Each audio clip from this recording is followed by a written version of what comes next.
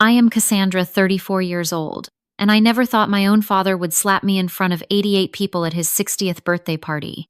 The sound echoed through the room as my sister Amanda cheered and clapped. Years of family tension exploded in that moment, leaving me humiliated and broken. But sometimes the quietest actions speak the loudest. One phone call changed everything.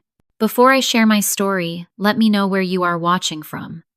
Hit like and subscribe if you have ever been betrayed by those who should love you most. Family wounds cut deepest, but healing is possible.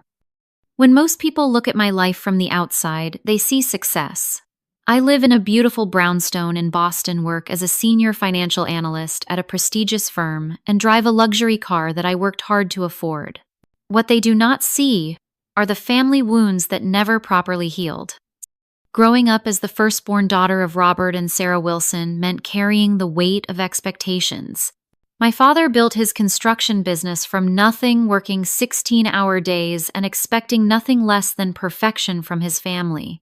My mother, a former beauty queen turned socialite, was obsessed with appearances and social standing.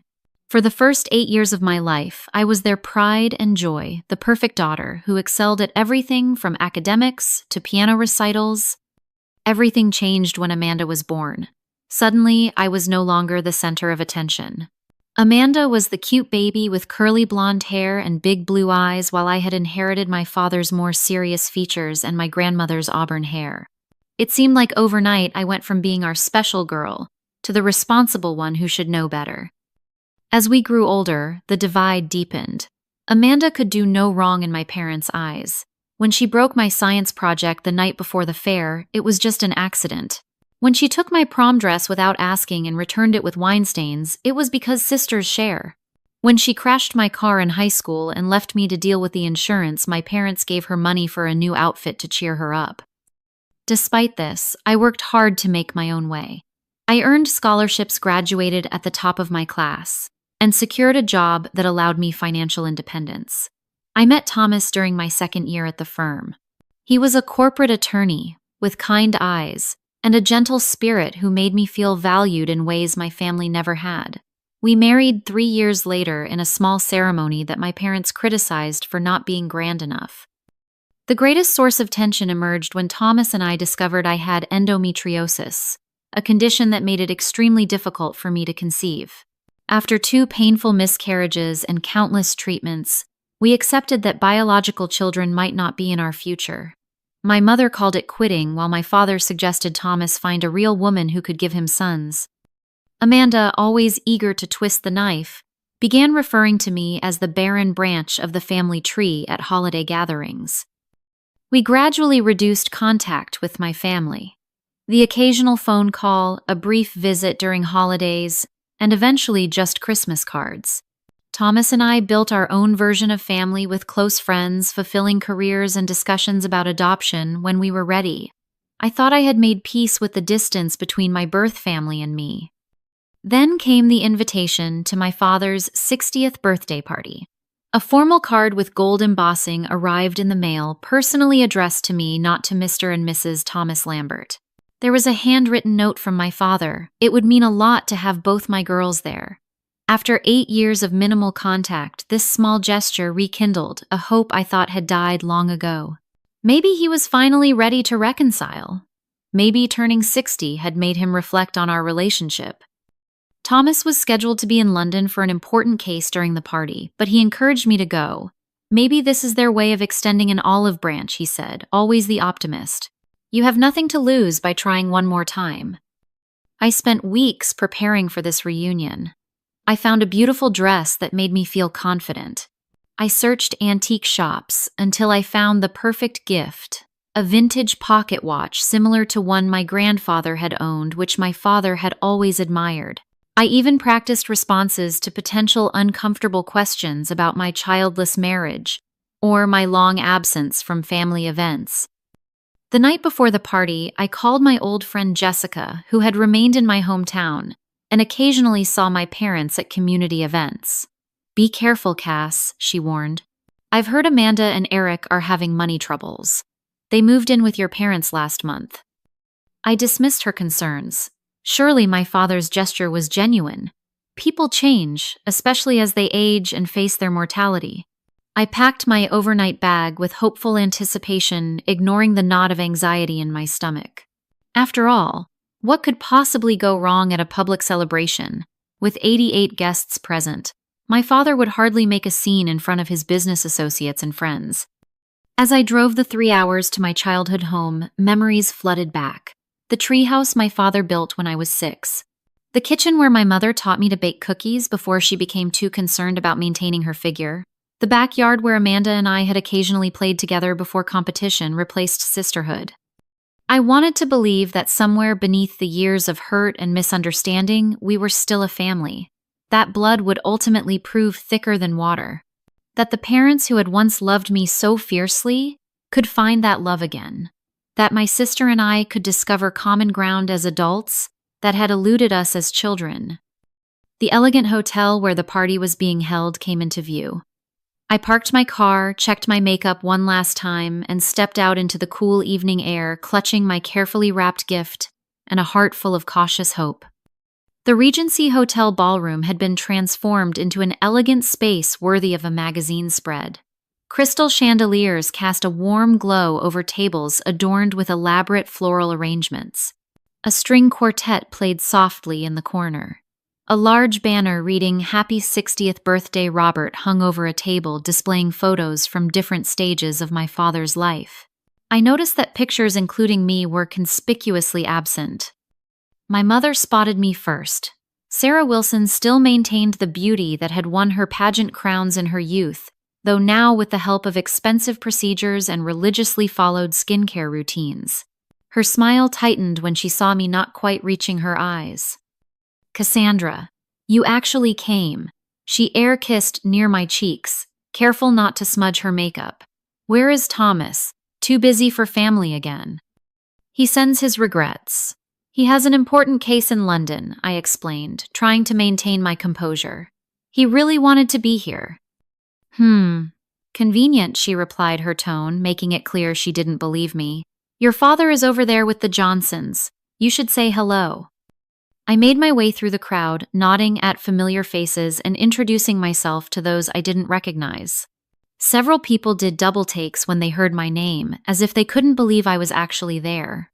One elderly woman grabbed my arm and whispered, "So brave of you to show your face after everything." Before I could ask what she meant, I spotted my father.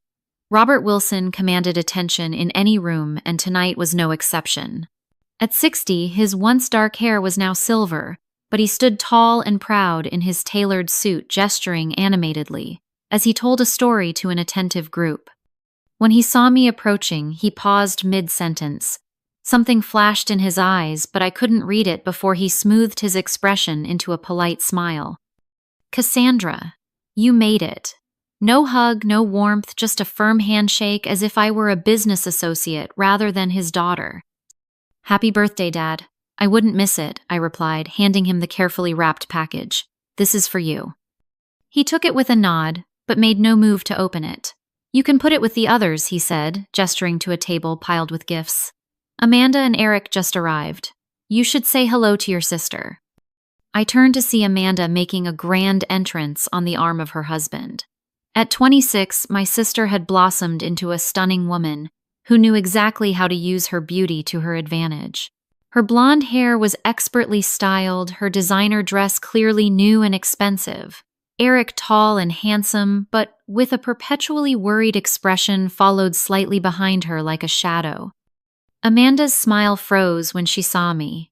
She whispered something to Eric before plastering on a bright expression and sweeping toward me. "My big sister finally decided to grace us with her presence," she exclaimed loudly enough for nearby guests to hear. "What a surprise! We figured you were too busy with your important job and perfect life to bother with family anymore." I forced a smile. "It's good to see you too, Amanda. Eric, how are you?" Eric looked uncomfortable. "Fine, thanks. Good to see you, Cassandra." "So where's Thomas?" Amanda asked, glancing around dramatically. "Don't tell me he's working again. Or is there trouble in paradise?" "He's in London on business. He sends his congratulations to Dad." Amanda raised an eyebrow. "Business. Right. That's what they all say. Before I could respond, a cousin I hadn't seen in years approached. Cassandra, I didn't expect to see you here. How's the child-free life treating you? Still, no luck in that department. I felt heat rise to my cheeks. Thomas and I are very happy with our life as it is. Of course you are, the cousin replied with false sympathy. Not everyone is meant to be a mother. Some women just don't have that nurturing instinct, right, Amanda? Amanda smiled sweetly. Some women prioritize other things, like Cassandra with her career. Though I always thought she'd make time for family eventually. Guess some people just aren't family-oriented. I excused myself to get a drink, needing a moment to compose myself. At the bar, I encountered Jessica, my childhood friend who had warned me about Amanda's financial situation. You came, she said, giving me a genuine hug. How's it going so far? About as well as expected, I admitted. Did you know my sister and her husband moved in with my parents? Jessica nodded. Financial trouble from what I hear. Eric lost his job 6 months ago and Amanda's boutique is barely staying afloat. But that's not all. She lowered her voice. Your father's business has been struggling too. There are rumors about bad investments and cash flow problems. Amanda's been telling people that you abandoned the family when they needed you most. My stomach dropped. That's not true. They never asked for help. I didn't even know there were problems. Well, that's not the story circulating, Jessica said grimly. According to Amanda, you refuse to share your wealth with your struggling family because you're bitter about your condition. Her words, not mine. I felt like I'd been punched. That's ridiculous. If they needed help, all they had to do was ask. There's more, Jessica continued hesitantly. I've heard Amanda talking about your parents' will. She's been pushing them to change it, arguing that since you don't have children, you don't need an inheritance to pass down. A waiter announced that dinner would be served, soon cutting our conversation short. As I made my way to the assigned seating, I noticed I'd been placed at a table, far from the main family table, where my parents Amanda and Eric sat with close friends and important business associates. My table companions were distant relatives and acquaintances who spent the first course peppering me with invasive questions. Is it true you haven't spoken to your father in 8 years? Amanda says you refused to help when Eric lost his job. Is that right? Your mother mentioned you can't have children. Have you considered those new treatments? Each question felt like another small cut. I answered as politely as possible while scanning the room, trying to make sense of the hostile reception. I caught Eric watching me several times, an unreadable expression on his face. When our eyes met, he quickly looked away. As the main course was served, I overheard a snippet of conversation from a nearby table. Robert's planning to make some kind of announcement tonight. Something about the family legacy. I watched my father laughing with Amanda, his arm around her shoulders, while my mother beamed at them both. They looked like the perfect family, complete without me. The weight of my absence from the family photos suddenly made sense. I wasn't just missing from the display, I had been deliberately erased. The dinner plates were cleared, and the soft clinking of silverware against china was replaced by the tap of a microphone. My father stood at the head table, champagne glass in hand, commanding the attention of the room. Thank you all for coming to celebrate this milestone with me, he began, his voice strong and confident. 60 years is a long time, but what makes those years meaningful is family. I leaned forward, hoping for some acknowledgement, some sign that my presence mattered. I've been blessed with a loving wife who has stood by me for 35 incredible years, he continued, raising his glass to my mother. And a daughter who exemplifies everything I value: loyalty, dedication to family, and respect for tradition. My heart skipped a beat until I realized he was looking directly at Amanda, who beamed back at him. There was no mention of a second daughter, no acknowledgement of my existence, despite sitting 20 feet away from him. Amanda and Eric have been a tremendous support, especially during some recent business challenges my father went on. They represent the future of this family, and hopefully soon they'll bless us with grandchildren to carry on the Wilson name. At this, my mother practically glowed with anticipation, reaching over to squeeze Amanda's hand. Any day now, she said into the microphone, drawing knowing laughs from the crowd. The fact that Amanda wasn't even pregnant didn't seem to matter the expectation and celebration of potential grandchildren, a stark contrast to the disgust they showed toward my own struggles with fertility. After the speech, as guests mingled and the band began playing, I approached the family table with renewed determination. This was supposed to be a reconciliation, and I wouldn't let their cold reception deter me. "Dad, I said you didn't open your gift earlier. I'd love for you to see it." My father glanced at me with mild annoyance, as if I were interrupting something important. "Now isn't a good time, Cassandra. We're discussing some family business." "It will just take a minute," I insisted, motioning to the gift table. "I found something special that reminded me of Grandpa." With a sigh, he followed me to the table. I handed him the package, watching expectantly as he unwrapped it with disinterest. The antique pocket watch gleamed in the light, its gold case engraved with an intricate design similar to the one his father had carried. "I tracked down a watchmaker who specializes in restoration," I explained eagerly. "It's the same model as Grandpa's that was lost in the move when I was 10. Remember how you always talked about how much you missed it?" My father examined the watch briefly before placing it back in its box. "Thoughtful," he said, without emotion, "but rather impractical. Who uses pocket watches these days?" He set the box aside without another glance and turned to rejoin the others. I stood there, the rejection stinging more than I wanted to admit. A moment later, Amanda approached, champagne glass in hand. "Nice try, sis. But Dad's got more important things on his mind than sentimental trinkets, like how to keep his business afloat while supporting me and Eric." "I didn't know about the business problems," I said honestly. "No one told me." She laughed, the sound brittle and cold. "Why would we? You made it clear years ago that you wanted nothing to do with this family. Now that Dad's struggling suddenly, you show up with gifts and expect everything to be forgiven." "That's not fair," I protested. "I was invited. Dad specifically asked me to come." "Please," Amanda scoffed. "Mom insisted on inviting you for appearance's sake. We have important business associates here. It would look bad if his eldest daughter was conspicuously absent." So this whole thing was just for show. The realization hurt more than I expected. "Wake up, Cassandra. It's always been for show with you. The perfect daughter who got away, built her fancy life, and doesn't care if her family struggles." She leaned closer, her voice dropping to a whisper. "By the way, how much are you worth these days? That firm of yours pays well, doesn't it? And Thomas must be raking it in as a corporate attorney." The implication was clear.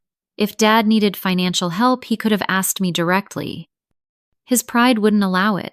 Besides, why should he have to ask? A good daughter would offer without being prompted. She took another sip of champagne, watching me over the rim of her glass. "But then you've never been the good daughter, have you?" As Amanda walked away, I found myself face to face with my mother, who had apparently overheard part of our conversation. "You always had a talent for creating drama, Cassandra," she said with a tight smile. "Tonight is about celebrating your father, not rehashing old grievances." "I'm not trying to create drama. I defended myself. I just wanted to reconnect with my family." Reconnect. After 8 years of minimal contact, after rejecting every attempt we made to include you in family events, she adjusted her expensive necklace, a nervous habit she'd had for as long as I could remember. "You chose your path. You chose career over family, independence over tradition. You can't just waltz back in when it's convenient." "That's not what happened, Mom. You know that's not true." "What I know," she said, her voice hardening, "is that your sister has been here supporting your father through difficult times while you've been off playing career woman. Amanda understands family duty. She's put her own needs aside to help preserve the Wilson legacy."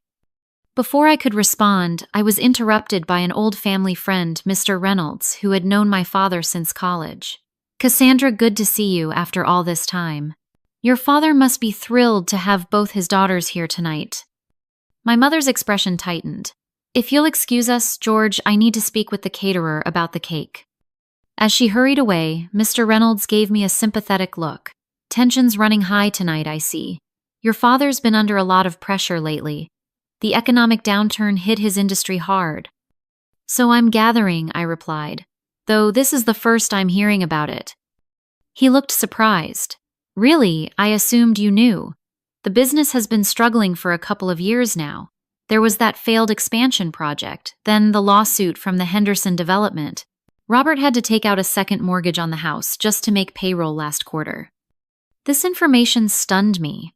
The family home had been my grandmother's, passed down to my father with the understanding it would remain in the family for generations.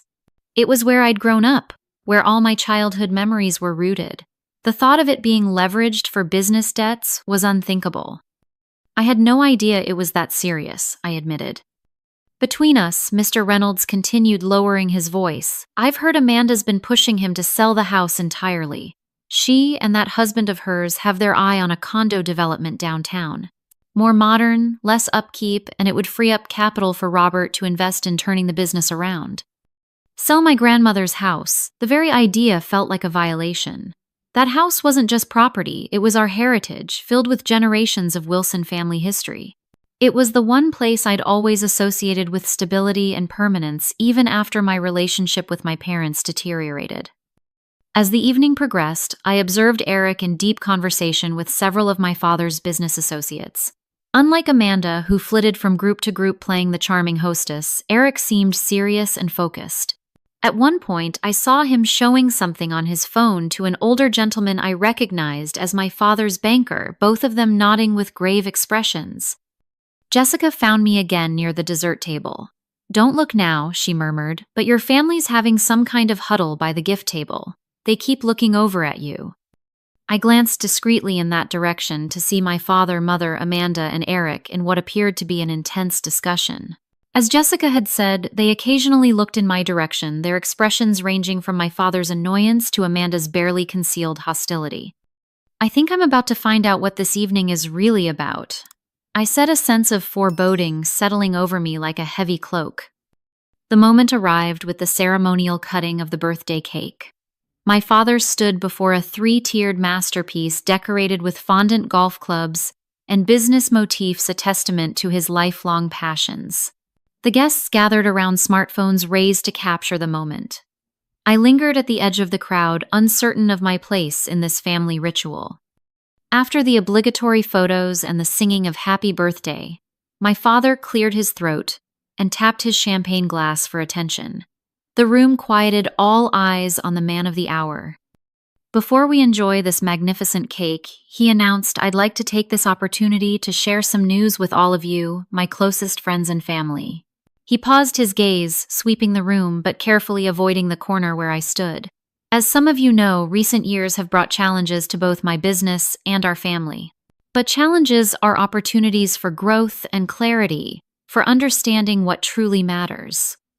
My mother moved to stand beside him, followed by Amanda and Eric, forming a perfect family tableau that excluded me entirely. "Tonight, as I celebrate 60 years of life, I'm thinking about legacy, about what we leave behind for those who matter most." He put his arm around Amanda's shoulders. "I'm pleased to announce that I've made some important decisions about the future of the Wilson family and its assets." A hush fell over the crowd. I felt my heart rate quicken, Jessica's warning echoing in my mind. "I've updated my will," my father continued, his voice carrying clearly through the silent room. "The family home and the majority of my assets will pass to Amanda and Eric upon my death, or sooner if circumstances dictate." Gasps and murmurs rippled through the audience. Several people turned to look at me, expressions ranging from shock to pity to morbid curiosity. "This decision wasn't made lightly," my father added, "but it reflects where the true future of this family lies. Amanda and Eric have stood by us through difficult times. They understand the value of family, loyalty, and support, and God willing, they'll soon bring the next generation of Wilsons into the world." The implication was clear. My childless state made me unworthy of inheritance in his eyes. I felt a wave of heat rush to my face, humiliation and anger battling for dominance. "Dad," I said, my voice somehow steady despite the emotion churning inside me. "Could we discuss this privately, please?" All eyes turned to me. My father's expression hardened. "There's nothing to discuss, Cassandra. The decision has been made." "I think there is," I insisted, moving forward through the crowd. "Grandmother's house was meant to stay in the family. She was explicit about that in her will. And it will stay in the family, he countered. With Amanda, who actually values family traditions and connections. This isn't about family traditions, I said, struggling to keep my voice level. This is about money. You're using the house as a financial asset, which goes against everything grandmother wanted. A dangerous flush crept up my father's neck. How dare you question my decisions about my own property? It's not just your property, I pointed out. Grandmother left specific instructions about the house. It was meant to pass down through generations, not to be sold off when convenient. Enough. My father's voice boomed through the ballroom. You lost any right to an opinion about family matters when you chose to distance yourself from us, when you prioritized your career over family obligations, when you failed in the most basic duty of continuing the family line. Shocked silence fell over the room. I stood frozen, wounded by the cruelty of his words, but determined not to show it. That's unfair, I finally managed. My medical condition isn't a choice or a failure. Your condition is just an excuse, my mother interjected. There are treatments options. You simply didn't try hard enough because children would interfere with your precious career. I had 2 miscarriages, I said, my voice barely above a whisper. We tried everything the doctors recommended. Not everything, Amanda chimed in with a smirk. Some women are just meant to nurture families. Others, well, nature has a way of selecting who should pass on their genes. The casual cruelty of her statement stunned me. Is that what this is about? You think I don't deserve an inheritance because I can't have children? This is about who's committed to this family, my father retorted. Who will carry on the Wilson name and legacy? I am a Wilson, I insisted, moving closer to him. Just because I don't live my life according to your expectations doesn't make me any less your daughter. What happened next occurred so quickly I barely had time to register it. My father's face contorted with rage, his hand shot out, and the sharp crack of his palm against my cheek echoed through the stunned ballroom. The force of the slap sent me stumbling backward, my hand flying to my burning face in shock. 88 people witnessed my father strike me. 88 people saw me physically assaulted at what was supposed to be a celebration. 88 people heard the gasp that escaped my lips and saw the tears that immediately sprang to my eyes. But the worst was yet to come. Amanda burst into applause, actually clapping her hands with glee at my humiliation. That's right, Dad, put her in her place. She turned to address the shocked crowd. Give us the house, you've no kids. What would you even do with it? Who would you pass it to? Your cats. My mother's laughter joined. Amanda's a high, brittle sound that cut through the uncomfortable silence that had fallen over the other guests. You're just a barren waste of Wilson DNA, she added, the venom in her voice unmistakable. At least Amanda understands her duty to the family. I stood there, one hand pressed to my burning cheek, feeling as though the floor might open up and swallow me whole. The room seemed to spin slightly, faces blurring around me as the full impact of what had just happened sank in. My own father had physically struck me. My sister had cheered. My mother had laughed. All in front of dozens of witnesses who now stood in uncomfortable silence, unwilling to intervene in what was clearly a family implosion. The pain of the slap was nothing compared to the emotional wound inflicted by their coordinated attack. This hadn't been a spontaneous outburst, I realized with growing clarity. This had been planned perhaps from the moment they sent the invitation. A public humiliation designed to put me firmly in my place and justify my disinheritance to their social circle. Through the haze of shock and pain, I noticed Eric shifting uncomfortably beside Amanda. His expression troubled as he stared at the floor, refusing to meet anyone's eyes. Several guests began to murmur to each other, and a few even headed for the exits, unwilling to be associated with such an ugly scene.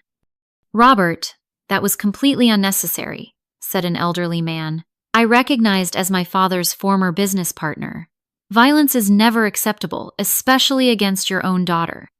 Stay out of this, Harold, my father snapped. This is a family matter.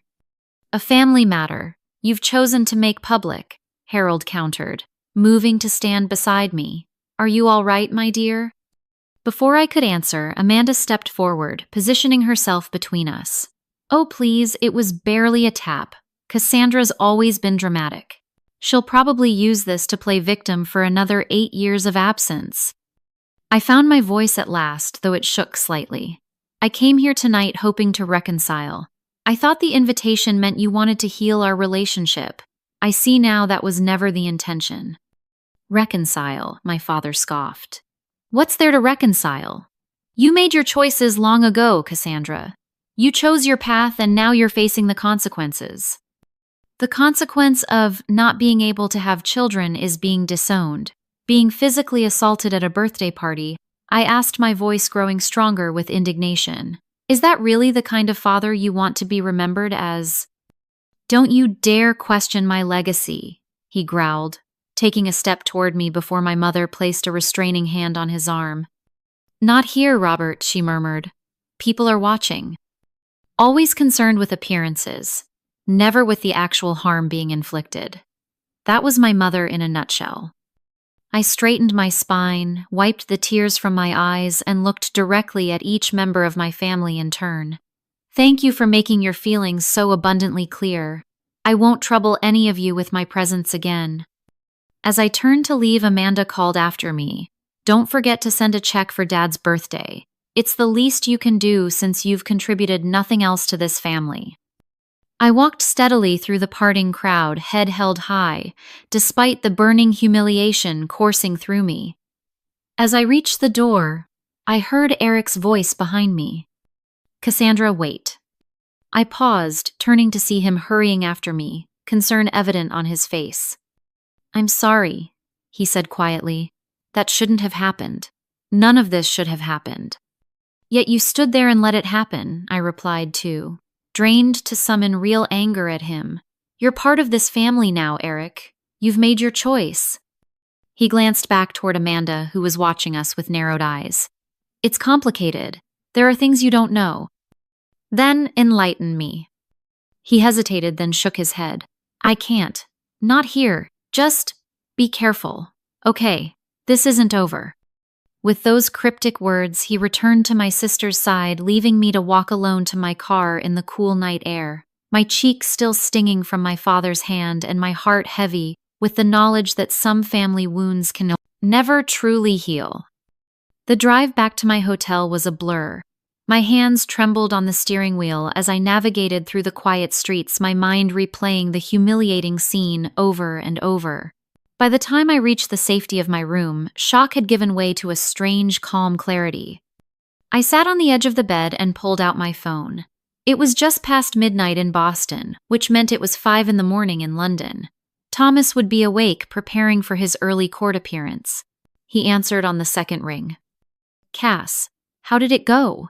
His voice, warm and concerned, was like a lifeline pulling me back from the edge of despair. Not well, I managed, my voice catching. Actually, that's an understatement. It was a disaster. I recounted the evening's events, from the cold reception to the public announcement, and the shocking slap that still left my cheek burning with humiliation. Thomas listened without interrupting, though I could hear his breathing change as my story unfolded, growing more controlled in the way it did when he was deeply angry but trying to remain professional. He hit you, he finally said, his voice dangerously quiet. In front of everyone? Yes. And Amanda cheered. She actually clapped and cheered Thomas. My own sister. That's assault. We could press charges, he said, the attorney in him, immediately identifying the legal implications. I don't want to press charges against my father, I sighed. What I want is to understand how things got this bad, and why they're so desperate to cut me out completely. Thomas was silent for a moment. This isn't just about old family grievances or your inability to have children. There's something else going on.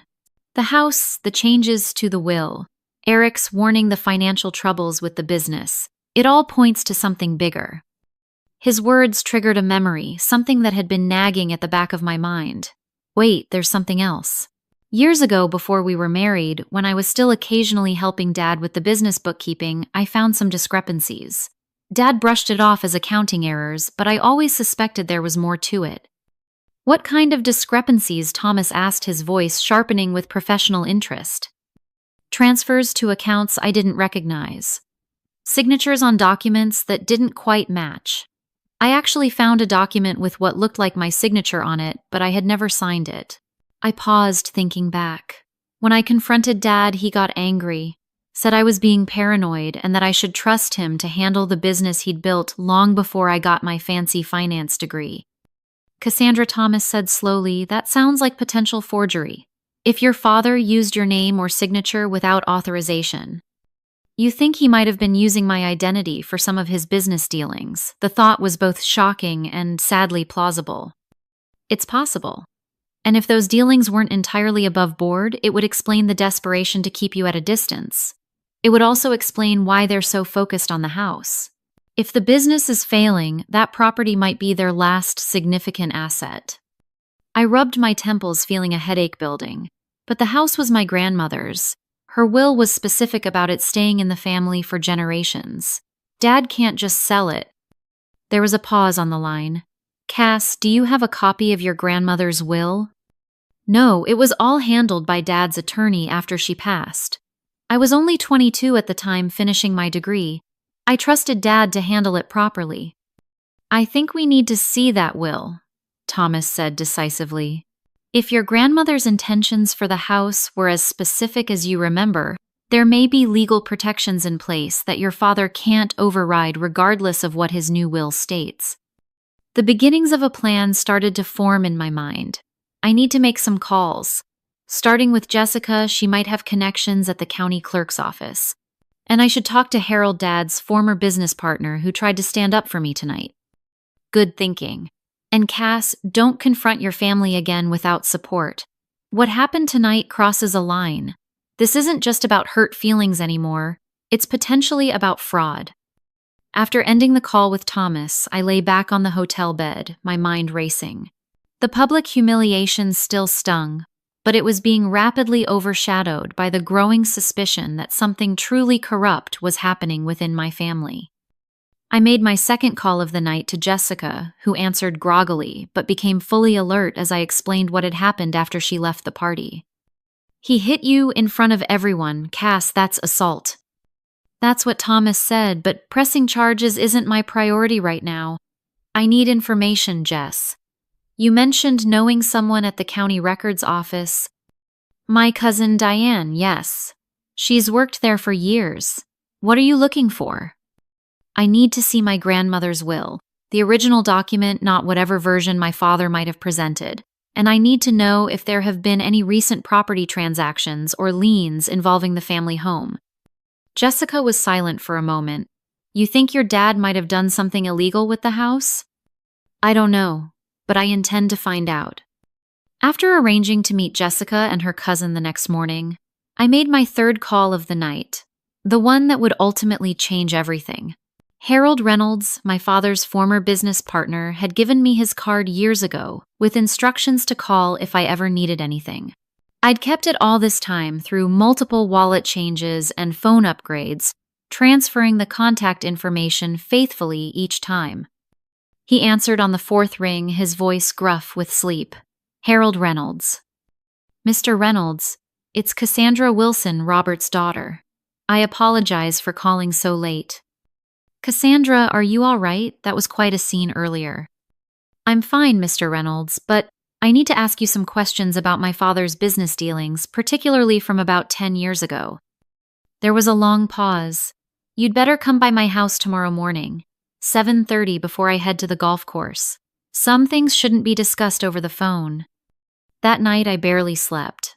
Instead, I used my financial analyst skills to dig into whatever public records I could access online regarding Wilson, construction, and my father's other business interests. What I found was troubling. The company had been declining steadily for years, with several projects ending in litigation and settlements that must have cost a fortune. There were also some questionable property transactions and business loans that made little sense from a financial perspective. By morning, I had a clearer picture of the mess my father had created, though many pieces were still missing. I dressed carefully in a professional outfit armor of a sort for the battle ahead, and drove to Harold Reynolds' impressive lakeside home. He greeted me with a grim expression and led me to his home office without small talk. Once we were seated with coffee, he got straight to the point. I've been waiting for this conversation for years, though. I never expected it to come after such an ugly incident. Your father crossed a line last night that can't be uncrossed. What can you tell me about his business practices? Particularly anything involving my name or signature. Harold sighed heavily. I suspected as much. About 8 years ago, around the time you and your father had your falling out, I discovered some irregularities in how certain projects were being financed. Your father had created a subsidiary company that was being used to secure loans and circumvent certain regulatory requirements. The paperwork listed you as a partner and co-signer. My blood ran cold. I never signed anything like that. I didn't think you had. When I confronted Robert, he claimed you had agreed to it before your estrangement, but the timing didn't add up. That's when I dissolved our partnership. I couldn't be associated with what looked like fraud, even if it was being perpetrated by a man I'd considered a friend for 30 years. Do you have copies of any of those documents? I asked, my heart racing. Harold nodded and moved to a filing cabinet in the corner. I kept everything. Call it insurance, or perhaps just the caution of an old businessman who's seen too many former partners end up in legal trouble. He handed me a thick folder. It's all here. Loan applications, incorporation documents, tax filings, all with what purports to be your signature. If these were executed without your knowledge or consent, it's forgery and fraud, plain and simple. I opened the folder with trembling hands. There, on document after document, was a reasonable facsimile of my signature authorizing loans, establishing joint liability, and creating business entities I'd never heard of. The implications were staggering. If these companies failed or the loans defaulted, I could be held personally liable for millions of dollars in debt. Does Amanda know about this? I asked, thinking of my sister's hostile behavior. I doubt she knew initially, but given her current involvement in the business, she may have discovered it recently. That might explain the urgency to legally distance you from family assets through the new will. If these fraudulent arrangements come to light, creditors could potentially go after any assets in which you have an interest, including your grandmother's house. The pieces were falling into place. My father's business was failing. He had committed fraud using my identity years ago.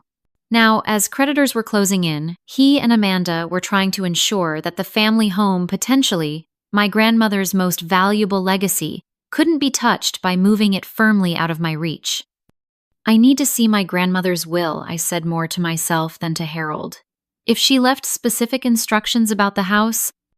She did, Harold confirmed, surprising me. Eleanor was my friend too, remember. She was very clear that the house should pass to her grandchildren equally, and should remain in the family for at least 3 generations. Robert was merely the trustee, not the outright owner. This revelation changed everything.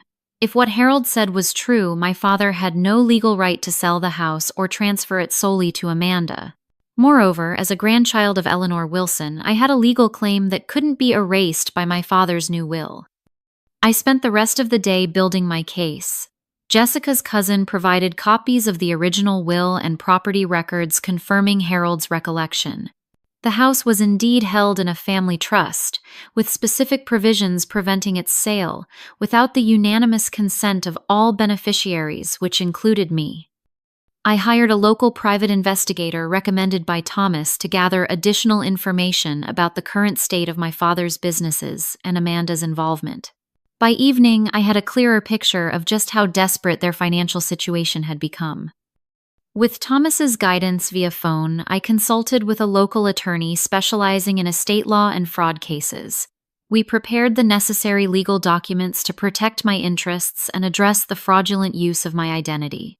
The attorney was confident that with the evidence we'd gathered, we could not only prevent the sale or transfer of the house, but also potentially seek damages for the years of fraud perpetrated in my name. As night fell, I made one final call to Eric, my brother-in-law, who had shown a glimmer of conscience at the party. After some initial reluctance, he agreed to meet me privately at a coffee shop the following morning. I can't promise I'll tell you anything, he warned. My loyalty has to be to Amanda. I understand, I replied. But I think you should know what you're being loyal to before you make that decision. With my case built and my strategy in place, I returned to my hotel room and slept soundly for the first time since arriving in town. The public humiliation my family had inflicted still hurt, but it had also freed me from any lingering illusions about reconciliation. Now, I wasn't fighting for my place in a toxic family dynamic, but for justice and the protection of my grandmother's legacy. The quiet call I'd made to Harold Reynolds had set everything in motion. Now it was time to face my family with the truth backed by legal authority and irrefutable evidence. They had thought me weak and isolated. They were about to discover just how wrong they had been. 1 week after the disastrous birthday party, I returned to my childhood home. This time, I wasn't alone. Thomas had flown back from London immediately after concluding his case. Jessica was by my side, and we were accompanied by Harold Reynolds and Brian Hoffman, the attorney specializing in estate fraud. We had called ahead, informing my parents that we needed to discuss urgent family business and giving them no opportunity to refuse the meeting. As our small procession of cars pulled into the circular driveway of the stately colonial home where I'd grown up, I felt a strange mix of emotions. This place held so many memories, both good and painful. Now it represented something else, entirely the tangible evidence of my grandmother's wishes and my rightful heritage. My mother opened the door before we could ring the bell, her expression a mixture of annoyance and poorly concealed anxiety. "Cassandra, what is the meaning of this? Who are all these people?" "They're with me, Mom. We need to talk. All of us. Is Dad home? And Amanda and Eric?"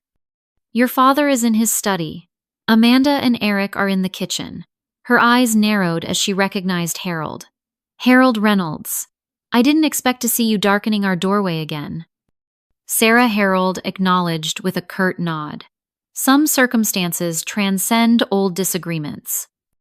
We moved into the formal living room, a space rarely used, except for special occasions, its elegant furniture and crystal knickknacks preserved like museum pieces. My mother reluctantly went to fetch the others, her posture stiff with indignation. My father entered first, his face darkening when he saw our assembled group. "What is this? Some kind of ambush? Harold, what the hell are you doing in my house?" Before anyone could respond, Amanda swept in with Eric trailing behind her. She froze when she saw me, then quickly composed her features into a sneer. "Back for more. Didn't get enough humiliation the first time around." "Everyone, please sit down," I said calmly, refusing to be baited. "This concerns all of you, and it's in everyone's best interest to hear us out." "I don't have to listen to anything you have to say," my father blustered, though he remained standing rather than walking out. "Actually, Robert, you do," Harold interjected, "unless you'd prefer these discussions to take place in a courtroom or potentially before a grand jury." That got their attention. My father's face paled slightly, and he sank into his favorite armchair. My mother perched on the edge of the sofa while Amanda and Eric took the love seat across from us. Thomas stood supportively behind my chair, a solid presence that gave me strength.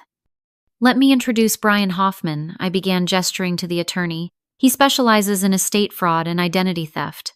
Over the past week, we've gathered extensive documentation regarding several concerning matters that affect this family." "This is ridiculous," Amanda cut in. "If you're trying to contest Dad's decision about the will, you're wasting your time. He has every right to leave his property to whoever he chooses." "That's partially correct," Brian said, speaking for the first time. "Robert Wilson does have discretion over his personal assets. However, he continued opening his briefcase and removing a thick folder. The family home is not, legally speaking, his personal asset to dispose of as he wishes." "What are you talking about?" my father demanded. "Of course it's my house. I've lived here for 35 years. Living in a property doesn't necessarily establish ownership," Brian explained.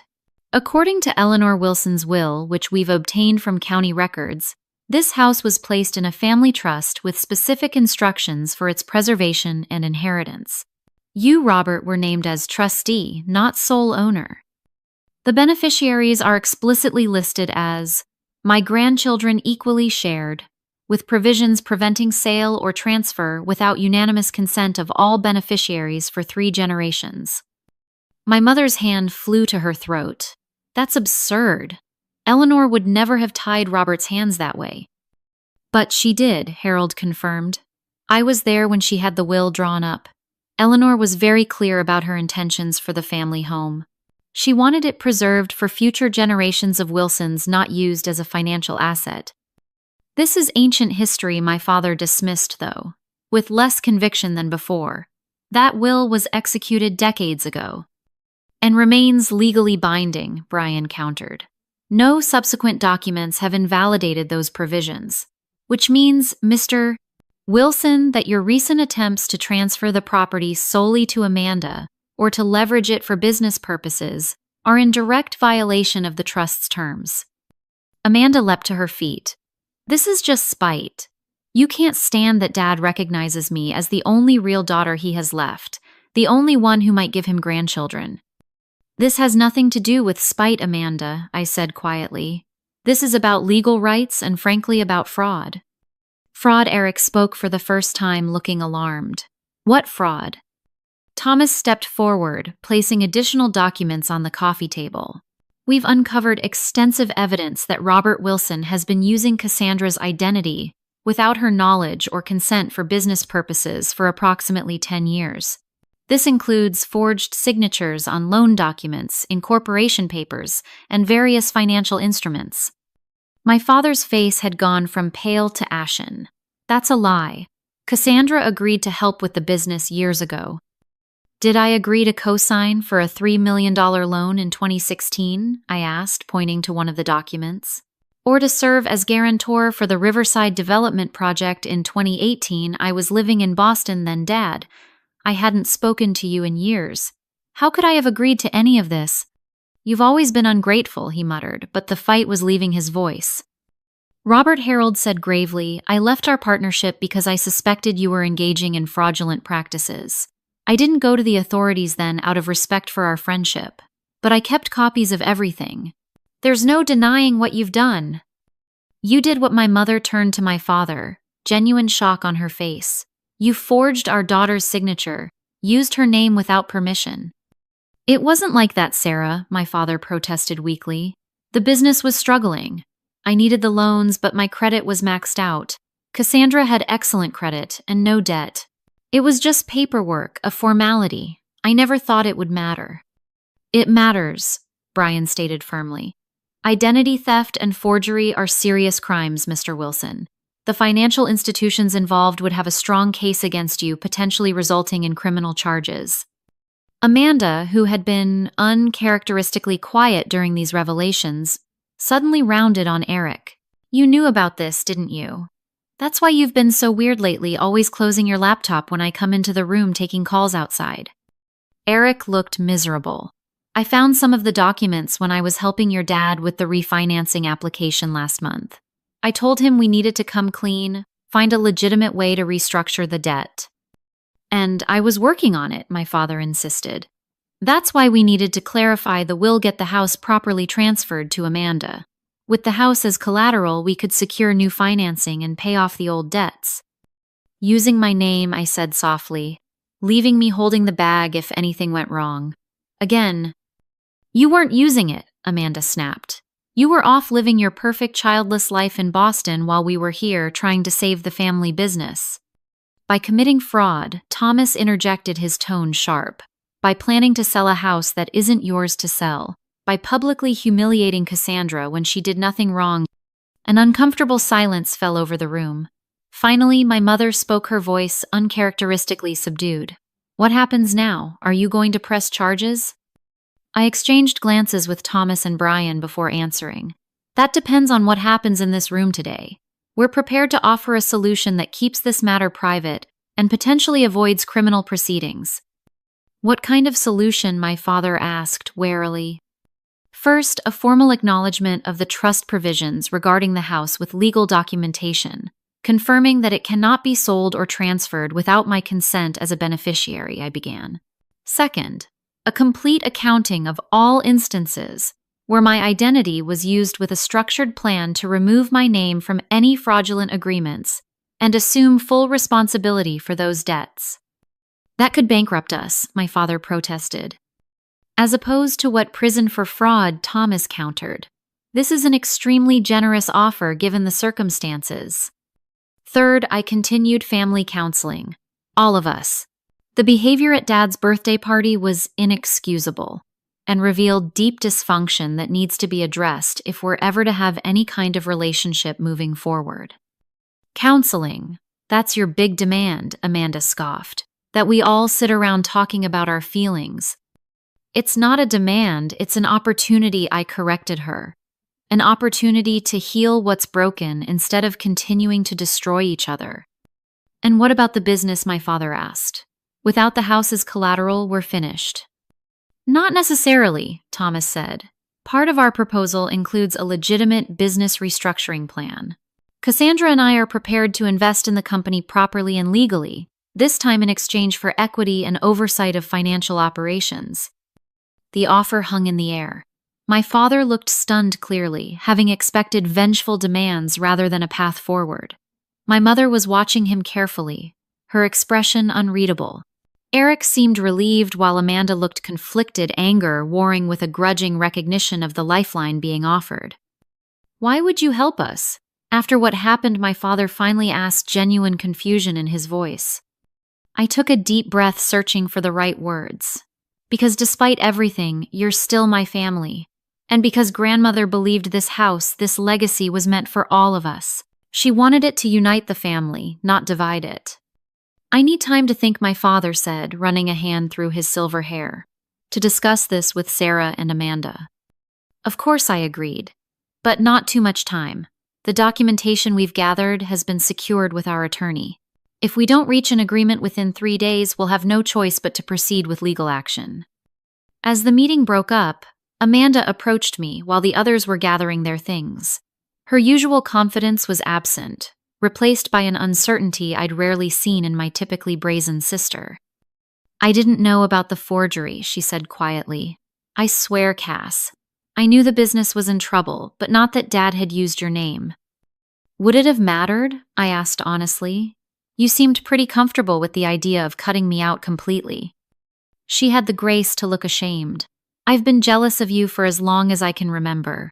You were always the smart one, the successful one. Even when you left, you cast this shadow I could never escape. Dad was always comparing me to you, even while criticizing you for leaving. I never wanted to cast a shadow, Amanda. I just wanted to live my own life. I know that now. She hesitated, then added, for what it's worth, I'm sorry about what I said at the party, about you not having kids. That was cruel. It wasn't a full apology, but it was something, a small crack in the wall of hostility that had stood between us for so long. As we left the house that day, I felt a cautious hope that perhaps, just perhaps, there might be a path forward for this broken family after all. 6 months passed each day, bringing small but significant changes to the landscape of our family relationships. The legal agreements were signed within the 3-day window I'd offered, with my father acknowledging both his fraudulent actions and the true ownership structure of the family home. The process of untangling the business debt began with Thomas and I, providing legitimate investment under clearly documented terms. The most challenging aspect of our agreement, perhaps unsurprisingly, was the family counseling. Those first few sessions were tense affairs filled with defensive posturing and old accusations. Our therapist, Dr. Martinez, had her work cut out for her as decades of resentment and miscommunication surfaced. But gradually, week by week, something remarkable began to happen. We started to actually listen to each other. My father, stripped of his patriarchal authority and forced to confront the consequences of his actions, initially retreated into a shell of bitter silence. But by the 3rd month, he began to speak about his own father's emotional distance, the crushing pressure he'd felt to succeed at any cost, and the fear of failure that had driven him to increasingly desperate measures. I never knew how to be any different, he admitted during one particularly emotional session. My father measured love in achievements and possessions. I did the same to you, Cassandra. And when you rejected that measure, I didn't know how to reach you anymore. For her part, my mother slowly revealed the insecurities that had fueled her obsession with appearances and social standing. Her own mother had abandoned the family when Sarah was just 12, leaving her to believe that a woman's worth was tied to her ability to maintain a perfect family image. When you chose career over traditional family life, she told me, tears in her eyes. It felt like you were saying, our way of life, my choices weren't good enough. I took it as a personal rejection. Amanda's journey was perhaps the most dramatic. With the pressure to be the good daughter removed, she began to explore her own authentic desires and talents. She and Eric moved out of my parents' home into a modest apartment, and Amanda closed her struggling boutique to return to school, pursuing the architecture degree she'd abandoned years ago to please our father. I always wanted to design buildings, she confessed to me over coffee one day, but Dad said fashion was more appropriate for a Wilson woman. He said construction was men's work. As for me, the process of forgiveness didn't come easily. The memory of that public slap and humiliation occasionally resurfaces a phantom sting on my cheek. But with time and the guidance of both our family therapist and my own individual counselor, I've come to understand that holding on to anger only prolonged my own suffering. The most unexpected joy came 3 months into our healing journey, when Thomas and I finalized the adoption of a beautiful 4-year-old girl named Lily. Her entrance into our lives brought a dimension of love I hadn't known was possible. My mother, to my surprise, transformed almost overnight into a doting grandmother, showering Lily with attention and affection. I was wrong about what makes a family, she told me as we watched Lily playing in the garden of the family home during our first visit back. So terribly wrong. Today marks a significant milestone in our journey. We've gathered at the family home not for a formal occasion like my father's birthday, but for a simple Sunday lunch. The atmosphere couldn't be more different from that fateful night 6 months ago. My father, more relaxed than I've seen him in decades, is teaching Lily how to play checkers in the sunroom. My mother and Amanda are in the kitchen preparing salad and laughing over some shared joke. Eric and Thomas are discussing a legal question related to Eric's new small business venture, their heads bent together over a document. As I watch this scene of domestic tranquility, so ordinary yet so miraculous given where we were just months ago, I reflect on the lessons this painful journey has taught me. First, that standing up for yourself isn't about revenge or punishment, but about establishing truth and boundaries. When I confronted my family with evidence of wrongdoing, my goal wasn't to destroy them, but to clear a path for honest interaction. Second, that forgiveness doesn't mean forgetting or excusing harmful behavior. It means releasing the burden of resentment that weighs primarily on the one carrying it.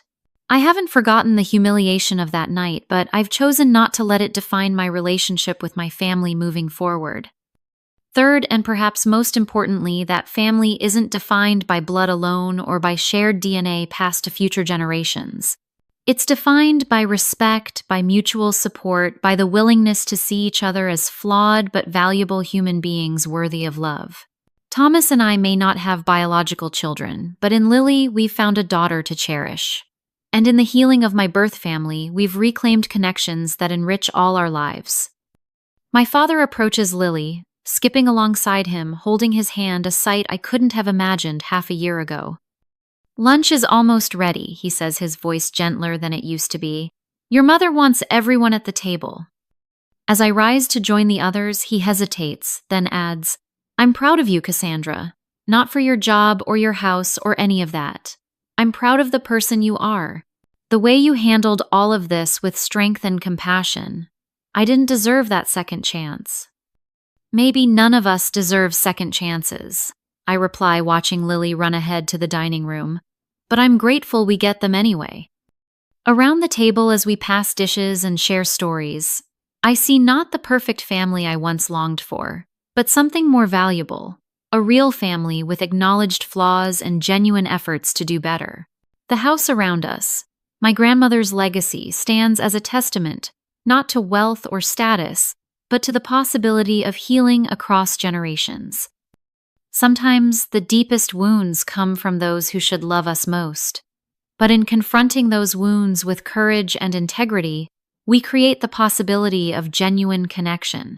Not every family story has a happy ending, and reconciliation isn't always possible or even healthy. But in our case, one quiet call set in motion a journey from public humiliation to private healing, from broken trust to cautious rebuilding. Have you ever had to stand up to family members who hurt you? What helped you find the strength to set boundaries while keeping the door open to healing? Share your experiences in the comments below. And if this story resonated with you, please like, subscribe, and share it with someone who might need to hear that family wounds, even the deepest ones, don't have to be the end of the story. Thank you for listening, and remember that your worth isn't determined by how others treat you, but by the courage and compassion with which you navigate life's most challenging relationships.